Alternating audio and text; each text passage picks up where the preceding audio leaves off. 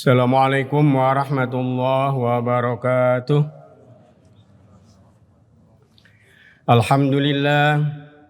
Alhamdulillahilladzi anzala as-sakinata fi qulubil mu'minin liyazdadu imanan ma'a imanihim walillahi junudus samawati wal ard wa kana Allahu aliman hakima. Ashhadu an la ilaha illallah وحده لا شريك له وأشهد أن سيدنا محمدا عبده ورسوله الذي لا نبي بعده. اللهم صل وسلم وبارك على سيدنا محمد وعلى آله وأصحابه ومن تبع هداه. أما بعد، فقال الله تعالى في القرآن العظيم: أعوذ بالله من الشيطان الرجيم. لا إكراه في الدين قد تبين الرشد من الغي فمن يكفر بالطاغوت ويؤمن بالله فقد استمسك بالعروة الوثقى لا انفصام لها والله سميع عليم. Al-Baqarah ayat ke-256. Hadirin ikhwati iman rahimakumullah, alhamdulillah, puji dan syukur kehadirat Allah Subhanahu wa taala, zat yang memberikan banyak karunia kepada kita. Salah satu karunianya, alhamdulillah, dapat sholat subuh berjamaah di Masjid Al-Jabbar yang kita cintai ini.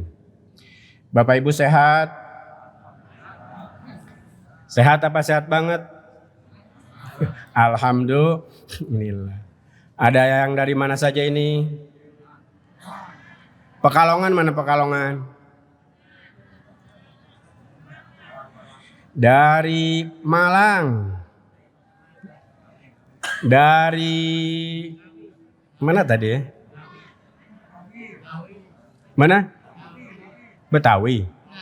Ngawi. Oh, Masya Allah, Jawa Timur berbatasan Jawa Tengah ya? Apa Jawa Tengah berbatasan Jawa Timur?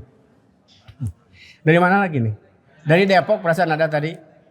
Majalengka. Selamat datang Wilujeng Semping di Kota Bandung. Mudah-mudahan datangnya Bapak Ibu hadirin hadirat di rumah Allah ini mendapatkan kebaikan dari Allah Subhanahu wa taala. Langkah kaki kanannya meningkatkan derajat Bapak Ibu semua. Kemudian langkah kaki kirinya menghapus kesalahan Bapak Ibu semua, sehingga tidak ada dosa yang tersisa dari diri kita. Amin ya rabbal alamin. Pada kesempatan yang berbahagia ini, kita akan lanjutkan kajian tafsir dan kita masuk ke Al-Quran, surat kedua, surat Al-Baqarah ayat ke-256. Allah berfirman, A'udzubillahi minasyaitonir rajim. La ikraha fid din. Menurut As-Sa'di dalam tafsirnya, ayat ini menginformasikan kepada kita bahwa Allah Subhanahu wa taala menegaskan tidak ada paksaan dalam agama.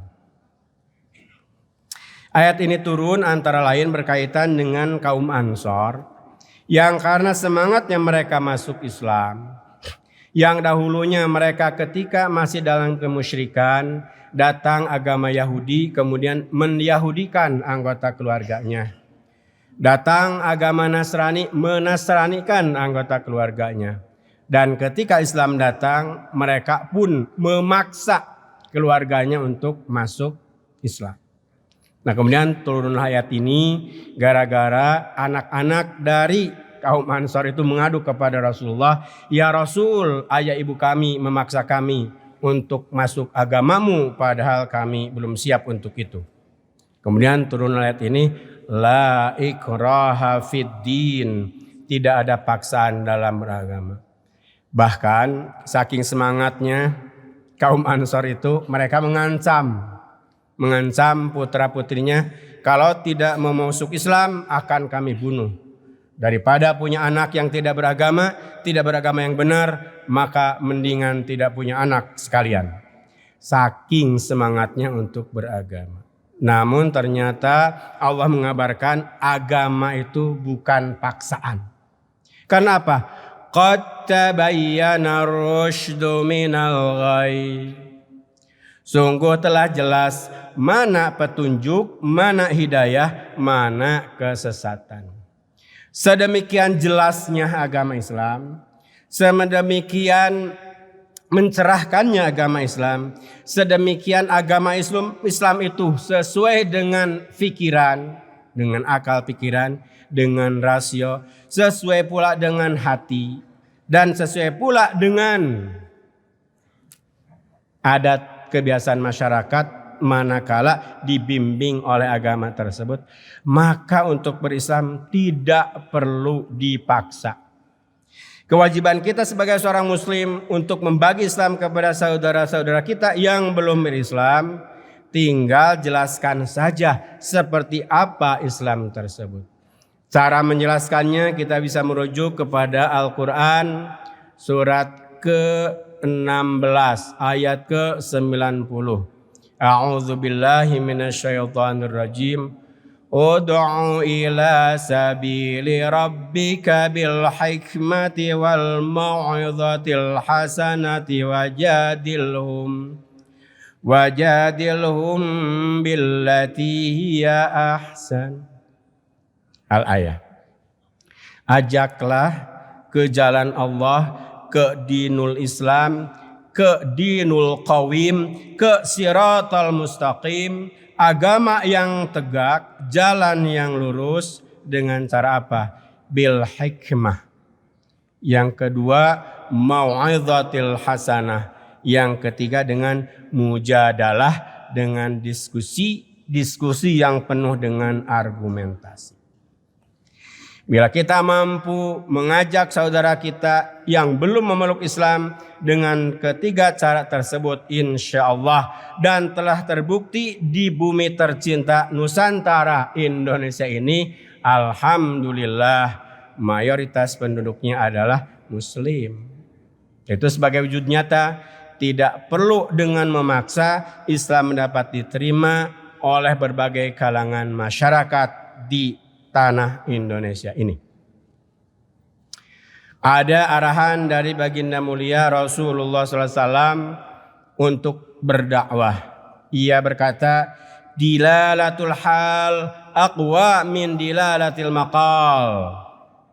Bahwa dakwah menunjuki orang, termasuk menunjuki keluarga kita di rumah masing-masing, dengan perbuatan aqwa lebih kuat min dilalatil maqal daripada dakwah dengan lisan kita. Nah, oleh karena itu, agar saudara-saudara kita yang belum muslim, agar saudara-saudara kita yang muslim tapi belum ke masjid misalnya, agar mereka mau ke masjid, agar mereka mau memeluk Islam, caranya tiada lain dan tiada bukan, dakwahi mereka dengan tindak tanduk kita, dengan akhlak mulia kita, tunjukkan kepada mereka, maka mereka akan tertarik untuk memeluk Islam dan berislam dengan baik dan benar. Hadirin ikhwatu iman rahimakumullah, demikian arahan dari Allah Subhanahu wa taala di penggalan pertama, la ikraha fid din. Qad tabayyana ar-rusydu minal ghayy. Telah jelas mana hidayah, mana kesesatan. Islam adalah dinul hidayah, sedangkan agama selain Islam adalah dinul ghayy, agama yang tidak sesuai dengan aturan Allah Subhanahu wa taala yang menurunkan agama tersebut. Ayat ini tidak mengajarkan kepada kita untuk menjadi ekstremis, bahwa kita yang paling benar kemudian yang lain salah. Tidak seperti itu. Tetap dengan meyakini kehebatan Islam, dengan meyakini hanya Islam yang benar, kita tidak akan mengatakan bahwa kamu itu salah, kamu itu keliru, kemudian merendahkan, memarjinalkan yang bukan muslim. Kenapa? Karena Islam adalah agama yang mengayomi. Wa ma arsalnaka illa kaffatan linnas, dalam ayat yang lain. Atau Allah juga mengatakan wa ma arsalnaka illa rahmatan lil alamin. Bahwa Islam itu diutus untuk memberi rahmat bagi alam semesta, termasuk bagi umat manusia yang merupakan bagian dari alam semesta yang belum berislam. Mereka pun akan hidup aman, tentram, bahagia di bawah sinaran agama Islam. Faman yakfur bit-taghut wa yu'min billah faqad istamsaka bil urwatil wuthqa. Barang siapa yang kufur terhadap taghut dan beriman kepada tali yang kuat, faqad istamsaka bil urwatil wuthqa, sungguh ia telah berpegang teguh kepada tali yang kuat. Bagian ayat yang ini mengajarkan kepada kita agar di dalam berislam kita harus mengindahkan dua hal dan harus kita pahami kedua-duanya. Pertama, kita harus kufur terhadap taghut. Kemudian yang kedua, kita harus iman kepada Allah Subhanahu wa taala dan kepada rukun iman yang lainnya. Tidak cukup hanya beriman kepada Allah sementara iman juga kepada taghut.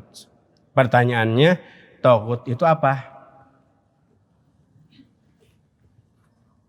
Taghut itu tafsirannya menurut Imam Al-Baghawi dalam buku tafsirnya, taghut adalah setan. Jadi siapa yang iman kepada setan dan ia kufur kepada Allah Subhanahu wa taala, atau barang siapa yang kufur kepada setan dan berpegang teguh kepada agama yang benar atau beriman kepada Allah, maka ia telah berpegang teguh kepada tali yang kuat. Jadi kufur kepada taghut itu adalah kufur kepada setan. Dan kita semua tahu, telah diinformasikan oleh Allah Subhanahu wa taala bahwa setan itu syayatinil insi wal jin. Ada setan dari jenis jin dan ada setan dari jenis manusia. Oleh karena itu, yang termasuk taghut juga adalah manusia yang keluar dari ajaran Allah, yang tidak mengindahkan atau tidak berhukum dengan hukum Allah, yakni tidak berpegang kepada Al-Quran dan juga tidak berpegang kepada sunnahnya. Dan turunannya, kita sebagai bangsa Indonesia diwajibkan untuk itu berpegang kepada Al-Quran, berpegang kepada sunnahnya. Dan Al-Quran juga sunnah telah mengatakan, barang siapa taat kepada Allah dan taat kepada Rasulnya serta taat kepada ulil amri. Itu artinya bahwa tidak hanya berpegang teguh kepada Al-Quran, tidak hanya berpegang teguh kepada hadis Rasul, akan tetapi diamanahkan, diajarkan oleh Al-Quran dan juga oleh sunnah Rasul untuk juga menaati apa yang telah ditetapkan oleh ulil amri. Siapa ulil amri? Dalam Ibnu Katsir dijelaskan, ulil amri adalah al-ulama'u wal umara'u. Para ulama beserta para umara. Kita harus taat kepada umara kita, kepada peraturan perundang-undangan yang telah ditetapkan oleh mereka, dan kita pun harus taat kepada para ulama kita, para umara dan ulama tentunya, yang mereka berpegang teguh kepada Al-Quran dan juga sunnah Rasulullah Sallallahu Alaihi Wasallam. Hadirin ikhwatul iman rahimakumullah, yang menarik, menurut saya menarik, entah menurut Bapak dan Ibu, yang menarik bagi saya bahwa dalam tafsir At-Tabari dijelaskan, Ibnu Mas'ud mengatakan bahwa ayat ini telah dinasakh hukumnya oleh ayatus saif. Jadi ayat la ikraha fiddin telah dihapus ketentuan hukumnya oleh ayat wa qatilul musyrikina kaffah al-ayat. Hendaklah kalian memerangi orang-orang kafir yang memerangi kalian. Sama dengan lakum dinukum waliyadin telah dinasakh pula oleh ayat wa qatilul musyrikina kaffah dan sejenisnya, ayat-ayat sejenisnya. Jadi artinya Ayat ini dari sisi kita tidak boleh memaksa orang lain maksud memaksa, tidak memaksa dengan paksaan yang membuat mereka harus mati, tapi mengajarkan agama, membuat peraturan perundang-undangan yang kemudian peraturan perundangan itu digunakan, diimplementasikan bukan hanya untuk orang Islam, tapi juga dan Muslim, seperti perda misalnya, perda syariah ya dulu sempat mengemuka di berbagai kabupaten kota di Indonesia.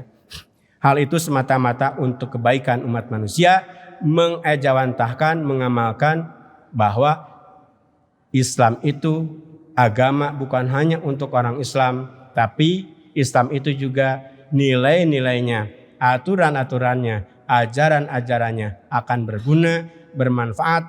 Semua yang bukan Islam pun akan terlindungi dengan ajaran Islam.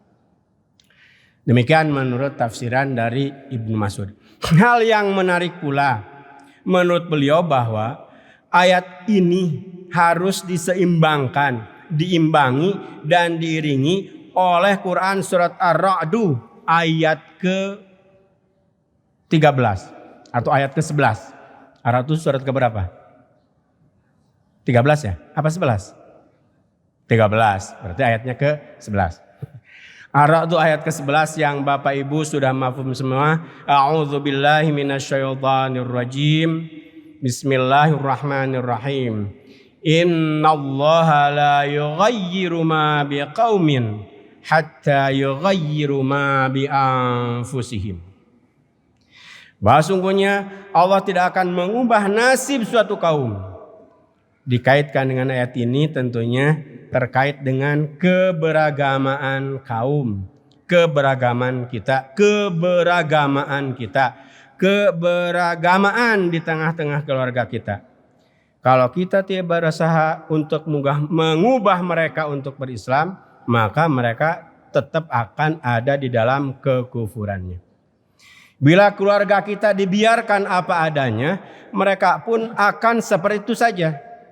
Itu artinya apa? Ada kewajiban untuk mengubah umat manusia agar mereka berislam dengan dakwah tentunya. Dan juga untuk mengubah keluarga di tengah-tengah kita agar mereka pun berpegang teguh kepada al-urwatul wuthqa, kepada tali yang kuat yaitu dinul Islam.